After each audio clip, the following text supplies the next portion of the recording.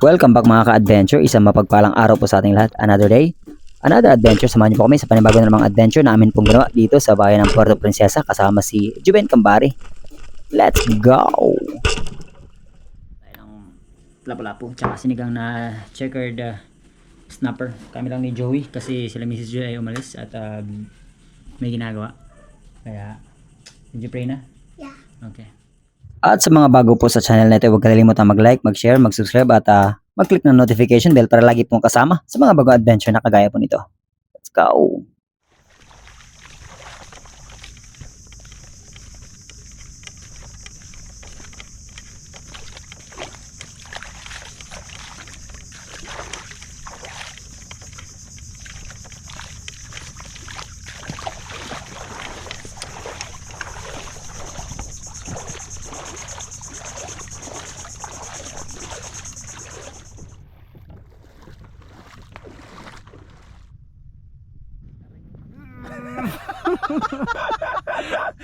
Anip niya.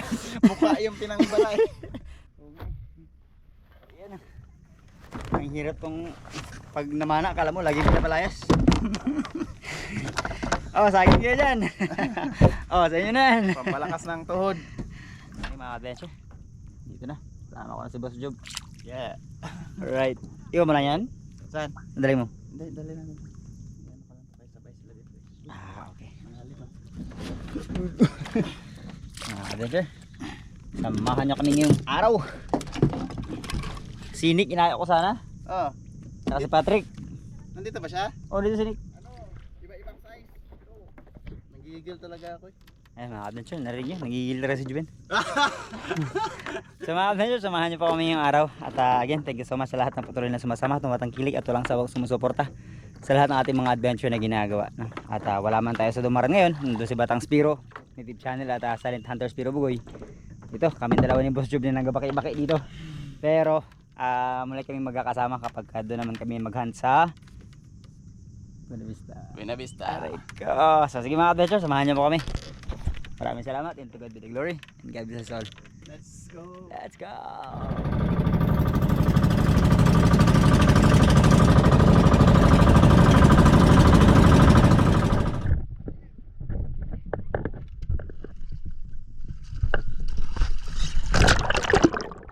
Pagkatapos may handa ang lahat ng mga kakailanganing gamit mga ka-adventure ay lumusong na rin kami at nagsimula na sa amin pong paninisid. Ayan, nag-observe kagad sa paligid si Boss Job maninisid at maya-maya lang ay naghiwalay kami ng konti at ako ay nagsagawa ng paninisid. Sa ating unang paninisid ay tinanong ko yung mga lapu-lapo kung ito ay mga good size na ba at good size na nga. Kaya lang nakawala naman nung ating itong tinira.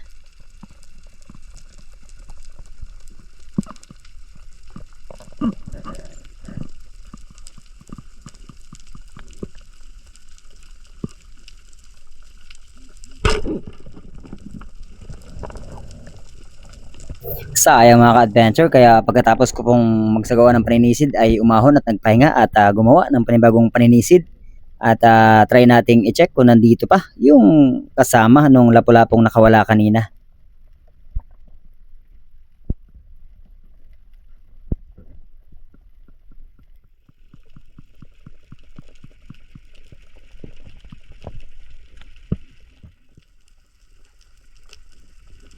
Nakita ko yung isa mga ka-adventure, eto sa ilalim ng table corals, kaya lang nung pag-pull ko ng trigger, iba ang tinamaan mga ka-adventure. Hindi ko tinamaan yung lapu-lapo, pero yung surgeonfish ay tinamaan ko.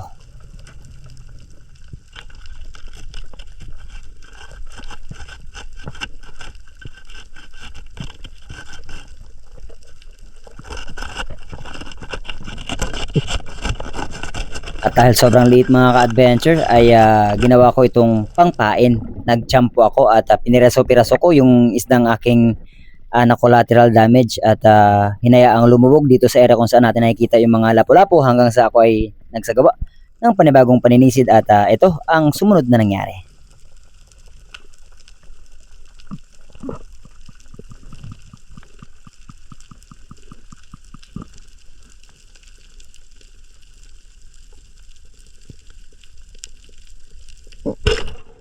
Good shot mga ka-adventure at may kasama pang stone shot.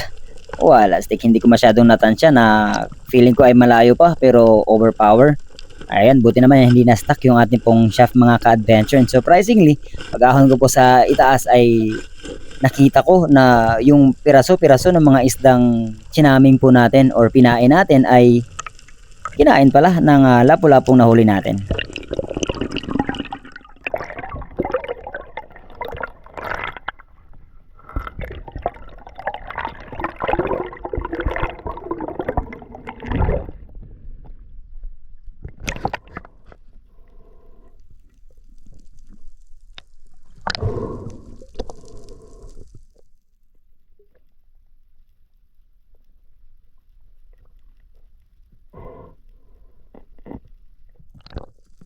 Kaya pagkakuha ko ay hinayaan ko lang ulit itong lumubog at nag-observe pa ako muli sa ilalim kung tayo ba ay makakakita pa ng mga possible na isda na kakain dito sa piraso ng isda na ating pinamain.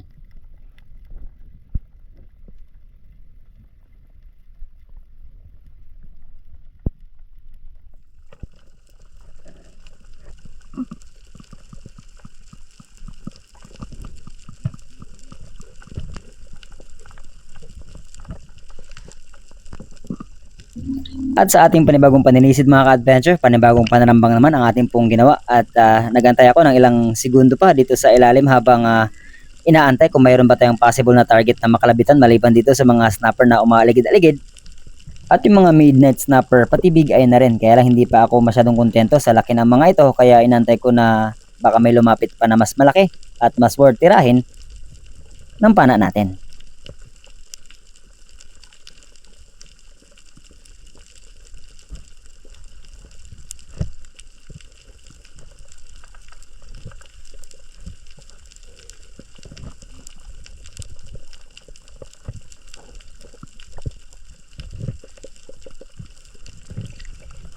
Hindi na ako nakapag-pull ng trigger mga ka-adventure, kakapili ng isda na gusto nating tirahin pero maya-maya lang ay may dumaan sa aking good size na king mac kaya hindi na rin ako nag-atubiling palampasin ito at chinisda natin ito ng konti hanggang sa na-meet natin yung distance and ayan, na-secure natin mga ka-adventure.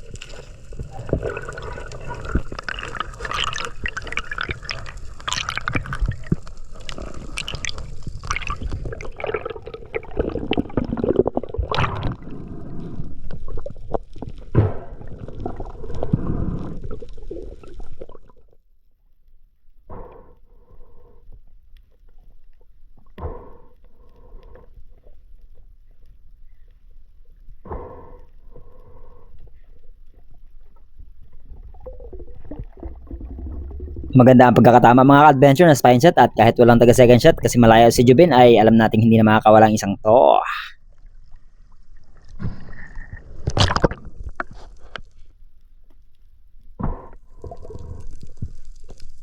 At syempre hinatid na muna agad natin ito sa bangka mga ka-adventure at nagpahinga bago muling sumabak sa paninisid.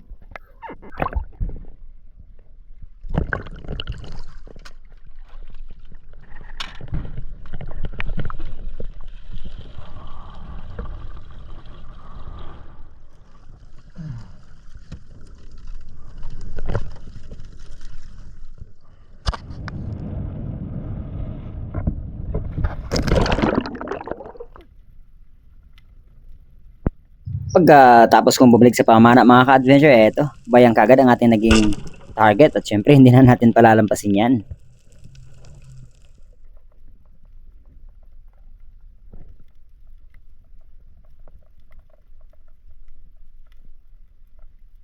Another dive mga ka-adventure at kailangan natin bumaba para makita ang target ng lubusan kasi medyo may kalabuan talaga ang tubig. Natataranta yung mga bait fish at eto, natanaw ko yung good size na malaguno mga ka-adventure. Malaki na isang to kaya nung na-meet natin yung gap, ayan, fish is secured mga ka-adventure. Green job fish or malaguno.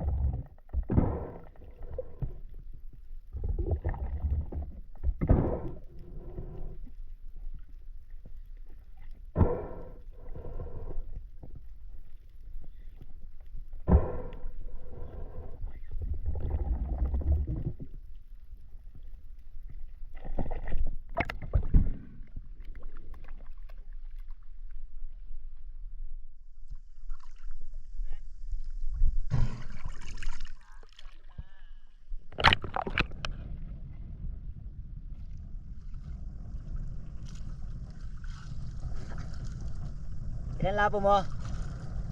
Ilan lapo mo? Lapo mo ilan?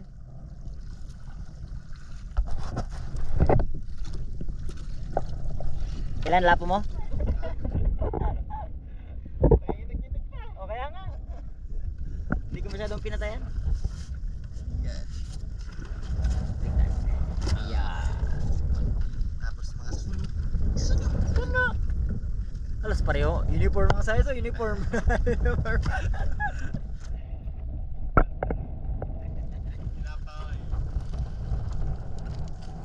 Kain pa. Kain pa. Yan ang kinakain ng mga adik. Adik mamana.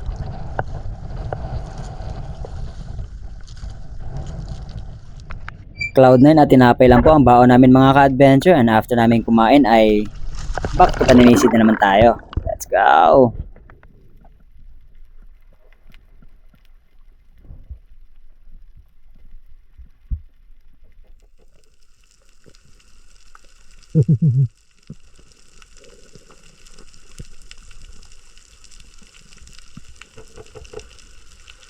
Another day mga ka-adventure, another ambush na naman po ang ating pong ginawa. Observe sa paligid dahil may mga galaw pa rin ang mga baitfish, pero hindi nga lang ganun karami, hindi lang din ganun ka-active yung mga baitfish. So it means wala masyadong naghahunt na malalaki sa kanila.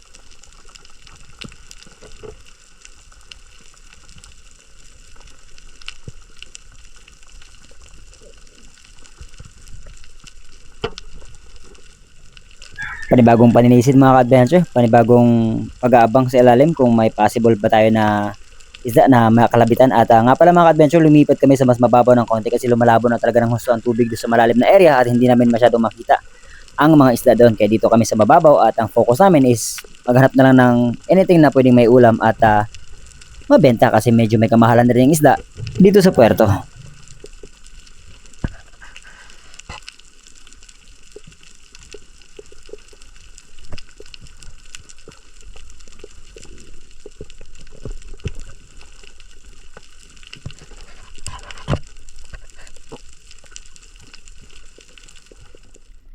Muli na naman tayo nagsagawa ng paninisid mga ka-adventure, same spot kung saan tayo nagsagawa ng ating huling paninisid. At may natatanaw kasi ako kanina hindi lang natin malapitan na target, kaya inantay ko talaga ng husto hanggang sa totally i-expose yung sarili niya hanggang sa finally ay nakapag-pull tayo ng trigger at na-secure ang ating sumunod na isda.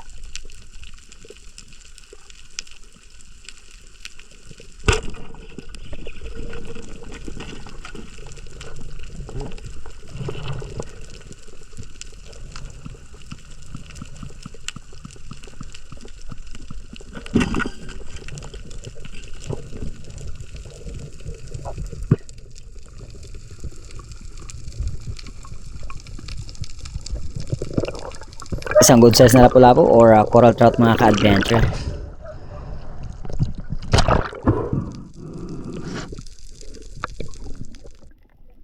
Panibagong paninisid, panibagong pananambang sana ang aking gagawin mga ka-adventure dahil hindi nga tanaw ang isda mula sa itaas kasi nga malabo ang tubig. Pero nagulat ako nang biglang nagbago ang kulay ng bato. At nung na-realize ko na ito pala ay pugita mga ka-adventure, tinusok ko muna para hindi siya lumayo at kinuha ang kutsilyo bago tuloy ang sinecure ang isang to. Ayan.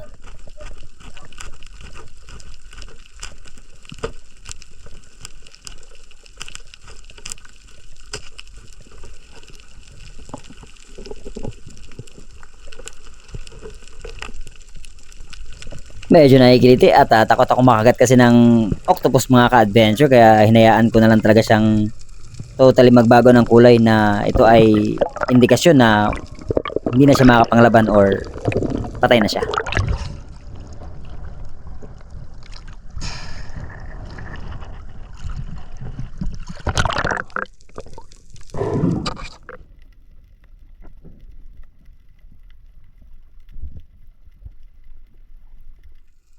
At muli tayo nagsagawa ng adventure. Bala ko sana na i-release lang yung pana kasi ang hirap talaga mag-unload kapag naka full load ito.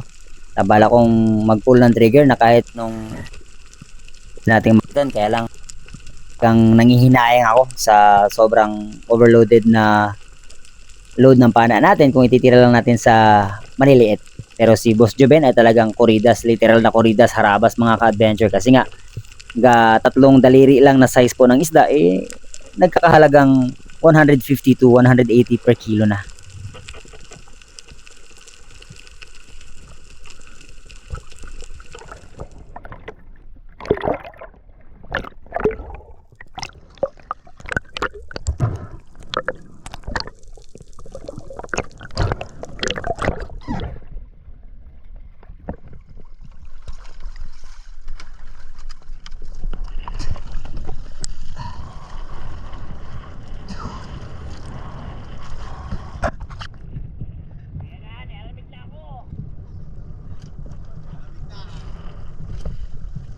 Talaga to si Musyo mga ka-adventure, grabe mag-kuridas. Pati yung mga lapu-lapu na hindi kaya mag-spelling talaga Wala lasot yan. malupit. Biyahe na. Yung mga isang binibidyohan at kinakaway-kawayan ko mga ka-adventure nung si Boss Juben ang doon nakadaan, harvest talaga. Yeah! Ito yung mga abakan kanina. At mga ka-adventure, palambing naman po, paad naman ang subscriber para ma-meet na ang 1,000 subscriber ni Boss Juben sa kanya pong YouTube channel. Laki ng ano mo? Parrot big coral trout? Parrot big coral trout. Kalupit talaga. Catch for today.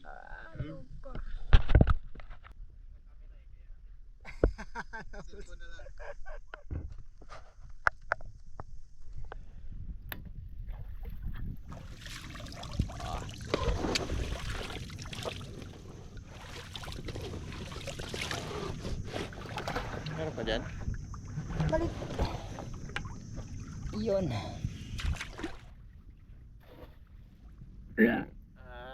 Ang haba. Ang haba ng huli mo.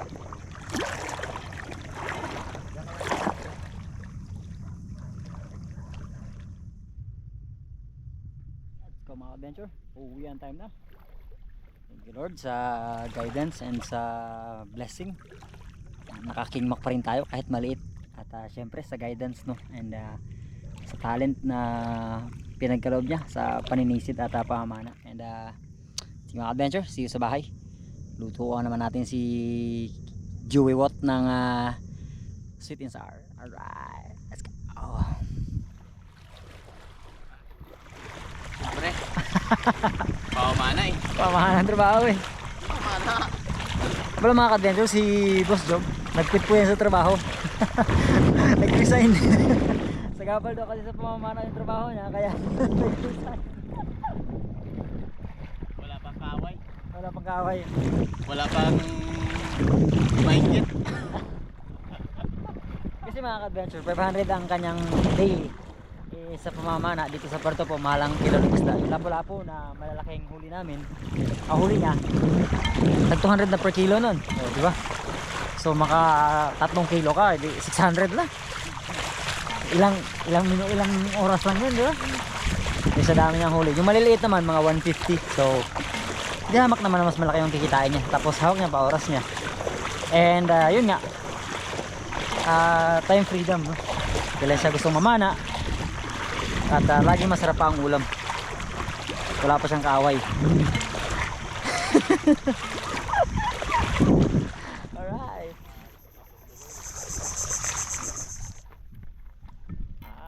Mali pala yung parking ko.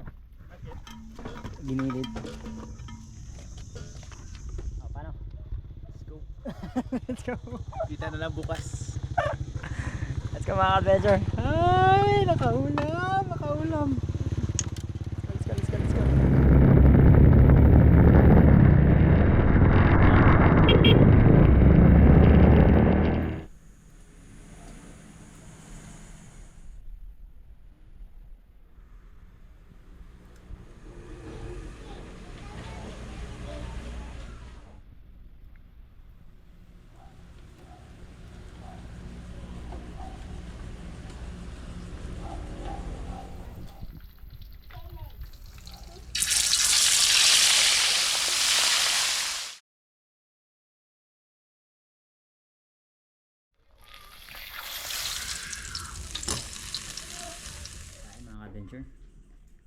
na talaga ako, nangihina na ako.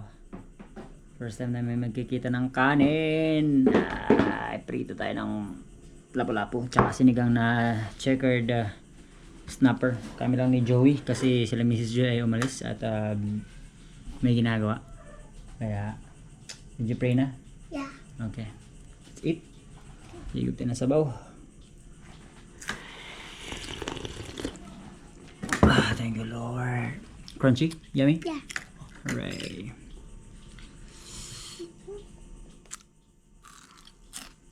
Thank you, Lord.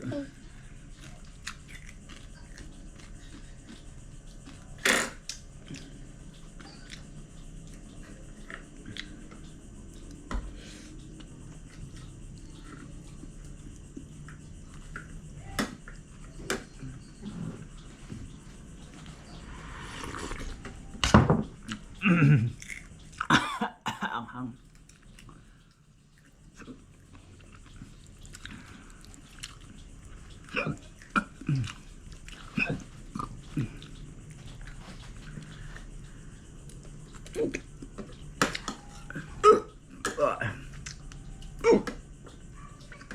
At hanggang dito na po muna ang adventure natin ngayong araw. Again, maraming salamat. To God be the glory. And God bless us all. See you sa ating susunod na adventure. Let's go!